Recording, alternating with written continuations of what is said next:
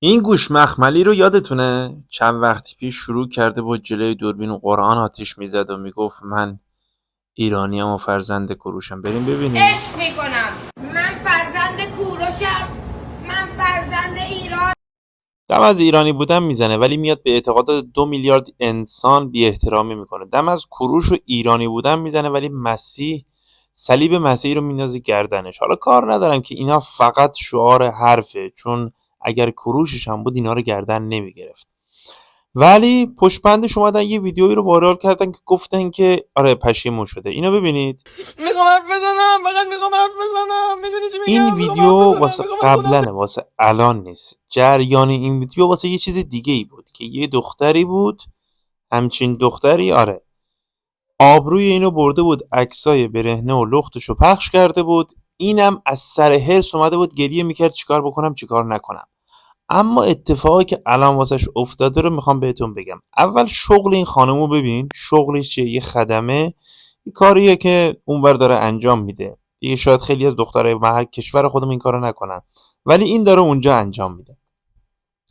و الان خورده به پیسی، داره پول جمع میکنه که از اون شخص شکایت کنه. خب ببینید. عزیزم لینک گوفاندمی رو من در استوری میذارم، در بایو پیجم هم میذارم. امیدوارم بتونی اگرم شده یه کوچولو کمک چرا؟ کنی. چون میگه اون منو آواره کرده، بدبخت کرده، پول ندارم، فلان بسار. خب ولی خودتون خبر داری خانم من بیکار کرد، بی خانمان کرد، آواره کرد، در بدر کرد، افسرده کرد، بدترین بلای ممکن سرم آورد. حالا وضعیت اون دخترم خودش اینو تماشاچی داره. ببینین وضعیت اون چجوریه. من معذرت میخوام ازت. خب من چنگ انداختم دستم به تو رسید، ولی یه ذره فکر کن ببین چرا با من اون کارو کردی. یه ذره فکر کنید مردم. من همتون معذرت میخوام. حالا یه اتفاقی افتاده، اون داره دیپورت میشه، اینم لنگ پوله. یکیشون جفتشون هم فکر کنم تو امریکا اگه اشتباه نکنم. جفتشون هم توی جبهه بودن. دقیقاً زمان 18 19 دی یکیشون میگفت خبر خوب بدم که بچه‌هامون مسلحن، یکیش هم میگفت قرآناتون آتیش میزنیم، نمیدونم مسجداتون آتیش میزنیم، که دقیقاً همینو تیمش رو انداختن و اتفاق افتاد تو ایران. همین اتفاقات هم افتاد. دست کلام بحث رو جمع کنم. 2 نفر تو یک تیم که یک جناح بودن نمیتونن دووم بیارن، اینجوری دارن همدیگه رو خراب میکنن. اینقدر سیاست ندارن که اینجور بحثا رو نیان جلوی دوربین بگن، حداقل واسه خودشون انجام بدن.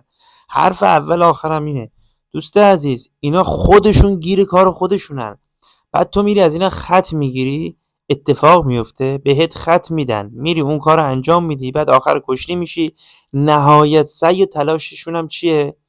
یه هشتگ بزنن نه به اعدام، تموم شه بره، چیزی دیگه ای هم نیست. جون اول آخرت بازیچه اینا نشو. اینا خودشون زندگیشون به بنبست رسیده. به قرآن من وقتشو ندارم، مگر نه کلیپ به همین کسی که قرآن سوزونده رو انگلیسی پر میکردم میدادم، بچه های اروپا و غرب پخش میکردن، مسلمانای خارجی میگرفتن دهن اینو سرویس میکردن. این شانس آورده به زبون فارسی داره صحبت میکنه، اصلا دیگه هویتی از اون پرچم هم نمونده. اون پرچم نماد شیعه است، شیر و خورشید. بعد اومده اون پرچم گرفته، اصلا تو تاریخ خواهد موند، رفته به عقاید 2 میلیارد انسان داره روی زمین بی احترامی میکنه. بعد مشکلش هم میگه نه من با جمهوری اسلامی ایران مشکل دارم. دم از ایرانی بودن هم میزنه. والله اینجور نیست. عاقبت این دوتا دیدن داره، مخصوصا اون کسی که قرآن تیزد. حرف اول آخرم اینه که بازیچه دست این افراد نشین. خدا فقط به دادشون برسه که چه عاقبتی خطرناک خواهند داشت. مخلصیم یا علی.